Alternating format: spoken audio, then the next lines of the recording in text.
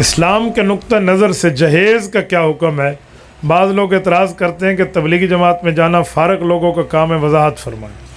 یہ ایک سوال نہیں ہے، دو سوال ہے، اس نے ایک اکٹھا لکھ دیا۔ جیسے اس نے کہا آپ کا نام کیا؟ اس نے کہا میرا نام محمد نثار ہے، مجھے بھوک لگی، مجھے روٹی کھلا دیں۔ تو اس نے کہا بھوک لگی روٹی کھلا دیں، نام کا ایسا تو نہیں ہے نا۔ تو اس نے بھی یہی حال کیا۔ جہیز کا نقطہ نظر کیا ہے؟ بعض لوگ کہتے ہیں تبلیغ میں جانا فارغ لوگ کا۔ بھئی یہ کوئی سوال ہے؟ کوئی ڈاٹ دیا کرو، کوئی نمبر دیا کرو، سوال بندہ اپنی ترتیب پہ لکھتا ہے۔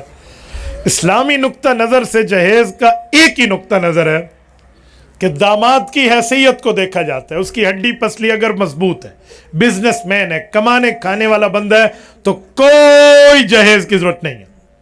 یہ اپنی بیوی کے لیے خود کمائے، یہ بقرعید کمے نہیں آوڑا، ٹھیک ہے، یہ کمائے بیوی کے لیے۔ اور اگر اس کی ہڈی پسلی کمزور ہے، بیچارہ کچھ تھوڑا سا مالی طور پہ کمزور ہے، تو پھر سسر اس کا تعاون کر دے، کوئی نہیں مسئلہ۔ لیکن جہیز کی ڈیمانڈ نہیں کرنی چاہیے، اتنا جہیز لاؤ، جہیز اتنا ہوگا تو شادی ہوگی۔ بھائی تمہیں تمہارا سسر اپنے دل کا ٹکڑا اٹھا کے بھی دے رہا ہے اور تم اس کے مال کے بھی لالچی بن چکے ہو۔ اللہ نہ کرے، اللہ نہ کرے کسی کی بچی پر کوئی برا وقت آئے تو باپ کے سینے پہ کیا گزرتی ہے اس سے پوچھ لینا۔ ہمارے والد محترم کی 7 بیٹیاں ہیں، ہماری 7 بہنیں ہم سے بڑی ہیں۔ کچھ مسئلہ کہیں ہوتا تو میری والد اور والدہ پر کیا حالت گزرتی تھی، اللہ ان کی قبروں پر رحمت نازل فرمائے۔ میں نے اپنی آنکھوں سے وہ منظر دیکھا ہوا ہے۔ جس دن کسی کی بچی بیاہ ہو کر اس کی ڈیوڑی سے نکل رہی ہوگی نا، تو باپ سے پوچھنا، ماں سے پوچھنا کہ ان کے دل پر کیا گزر رہی ہے۔ آج اپنے ساس اور سسر سے جہیز کی ڈیمانڈ کرنے والوں، کل تم نے بھی ساس اور سسر بننا ہے، جیسے کرنی ویسے بھرنی۔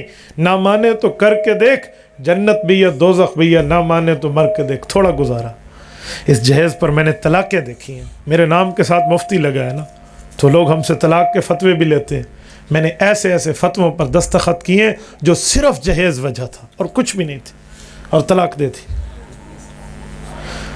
ایک ظالم نے کیوں طلاق دی ہے کہ یہ جہیز 2 نمبر لکڑی کا بنوا کے لائی ہے۔ یہ جو لکڑی ہے نا، یہ 2 نمبر ہے، یہ دیار نہیں ہے، یہ کوئی چائنا پڑتل کی ہے، چل بھی لے جا۔ یہ وجہ طلاق ہوتی ہے، یہ ریزن آف دا ڈیورس ہے، اسے طلاق کی وجہ کہتے ہیں۔ مال کی لالچ کی خاطر تم پھر لالچی ہو، تم پھر بزنس مین ہو، تم پارٹنرشپ بنانا چاہ رہے تھے، تمہاری شادی کا مسئلہ نہیں تھا، تم نے کاروبار کے مسئلے دیکھے۔ پھر اس سے اچھا تھا تو کوئی کھوکھا لگا لیتا، کہیں ریڑھی لگا لیتا، بہترین قسم کے آلو پیاز بیچ دیتا۔ دوسری کی بچی کی عزت کے ساتھ کھیلنے کی کیا ضرورت تھی؟ اور پتہ ہے ہوا کیا؟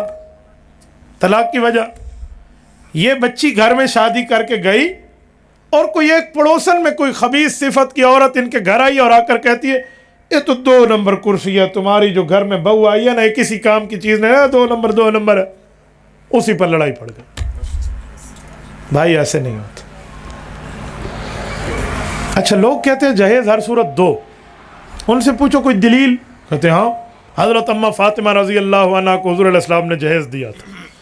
تو ان سے ایک سوال کیا کرو کہ حضور پاک کی کتنی بیٹیاں ہیں؟ بولیے 4۔ حضرت زینب، حضرت رقیہ، حضرت ام کلثوم، حضرت فاطمہ رضی اللہ عنہن، پیغمبر کی 4 لخت جگر نور نظر، پیغمبر کی 4 صاحبزادیاں۔ قرآن کریم میں کل ازواجک و بنات، بنت نہیں بنات، پیغمبر کی بہت سی بیٹیاں۔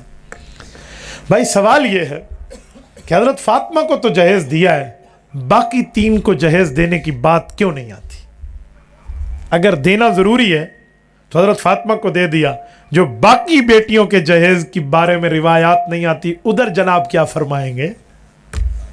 بھائی اصل مسئلہ یہ ہے کہ داماد کی حیثیت دیکھیں۔ رسول اللہ کے پہلے 2 داماد ہیں، حضرت لقیط ابن ربی جن کو ابو العاص ابن ربی کہتے ہیں الاموی، دوسرے ہیں حضرت عثمان ابن عفان الاموی، دونوں بنو امیہ کے چشم و چراغ ہیں۔ پہلی بیٹی کے شوہر حضرت زینب کے شوہر حضرت ابو العاص ہے، اور رسول اللہ کی 2 بیٹیاں یک کے بعد دیگرے حضرت عثمان سے شادی ہے۔ یہ دونوں بزنس مین آدمی ہیں، کھاتے پیتے ہیں، کوئی جہیز کی بات نہیں ہے۔ سیدنا علی المرتضی رضی اللہ تعالی عنہ فائنانشلی، مالی لحاظ سے کمزور ہیں۔ ایمانی لحاظ سے تو علی ہے نا، میں مالی لحاظ سے بات کر رہا ہوں۔ مالی لحاظ سے، معیشت کے لحاظ سے وہاں اتنی مضبوطی کی بات نہیں ہے، تو رسول پاک علیہ السلام نے بطور تعاون 2 چھاگل دیے ہیں، 2 سرانے دیے ہیں، 1 چکی دی ہے، 2 پینے کے گلاس دیے ہیں، اور یہ ترتیب دی ہے۔ اچھا تمہیں حضرت فاطمہ الزہرا رضی اللہ تعالی عنہا کے جہیز کی بات آپ کو یاد ہے تو میرے بھائی پھر جہیز بھی وہی دو جو حضور نے دیا تھا نا. تم تو جہیز میں کہتے ہو موٹر سائیکل دے دو مجھے، کار دے دو مجھے، گاڑی دے دو. اپنی حیثیت کبھی آپ نے دیکھی ہے؟ گھر تجھے اصلی شناختی کارڈ دکھا کر روٹی ملتی اور تو سسر کے گھر سے جہیز کی ڈیمانڈیں لے گلا. جی ہاں منہ ڈوڑی والا دھو نہیں تو گھر والے سجانے سے نہیں پتہ نہیں کتھو آوڑ ہے یہ جو رہنا نیو خان دا چنگا ڈمبا ڈبا دی شکل والا. اور یہ اپنے سسر سے کہہ رہا ہے جی مجھے. ایک خاتون کے ہم راضی نامے میں گئے تو اس کا شوہر ان نمون متھا تو جن پہاڑو لتھا وہ کہہ رہا تھا یہ اس نے مجھے دیا کیا، اس نے مجھے دیا کیا، یہ لائی کیا. تو کیا خوب جواب دیا اس لڑکی نے. لڑکی نے کہا میرا ابا تو مجھے جہیز میں جہاز بھی لے کر دے سکتا ہے، تیرا ابا ایئرپورٹ بنوا سکتا ہے. جی ہاں ڈاڈی یاد آوے سی بچڑے کو ایئرپورٹ بناوا مرتے 100 جہاز ہیں جنہیں پیسے لگ دن. جی ہاں